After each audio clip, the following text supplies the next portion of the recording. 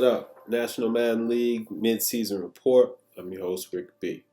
First of all, I want to say thank you to all the players in the league who have been doing a good job getting your games in. There's been a lot of activity in the league, a lot of real competitive gamers, real competitive games.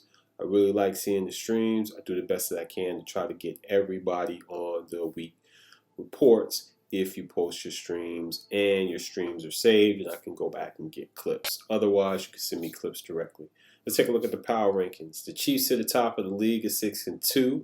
They've been a dominant team all year. The Seahawks are number 2 at 5-2, and they've been pretty dominant in the East as well.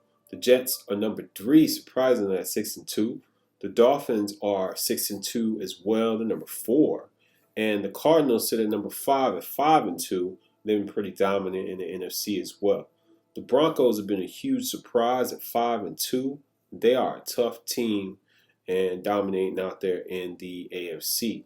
The AFC seems to be stacked with the Colts, the Ravens, also sitting at 5-2. So the AFC is really nothing to be played with. The Cowboys 5-3, and the Eagles are 5-3. So we see quite a few NFC teams here at 5-3 and 4-3, and you got the Raiders there at 4-3, Steelers at 4-3. But it seems like the AFC has a lot of dominant players, a lot of tough teams at the top. It's going to be interesting to see as the season goes on which of those teams can keep that top spot, get that bye week, and make it into the playoffs for the wild card round. I think the AFC playoffs are going to be very exciting. And in the NFC, the Seattle Seahawks and the Cardinals are pretty much reigning supreme, and we'll see who else kind of takes off from there. We'll let the rest of the rankings just go through here. Some of the teams here at the bottom still have a chance, especially if you're 3-5. If you keep playing, you still got a chance to make it. Obviously, there's no room for error in this Madden. It seems like a lot of the information that I've seen from people posting in chats and online is that players feel like this Madden is a little bit off the whack from what we're used to. And that's just saying it to be nicely because I'm on my mid-season report. So it'll be interesting to see how things develop with that. So now let's take a look at some stats for the league, see who's leading in the stat categories, see what teams are putting up some numbers to get an idea of, you know, when these games are being played, who's putting up the numbers? Is the teams at the bottom, the teams at the top? Teams at the bottom, teams at the top. Let's see. So, first category we'll look at is from an offensive standpoint to see who's leading the league in total passing yards.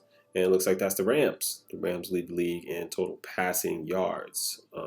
So we'll take a look at total offense, and that's the Bears. Bears leading the league in total offense right now.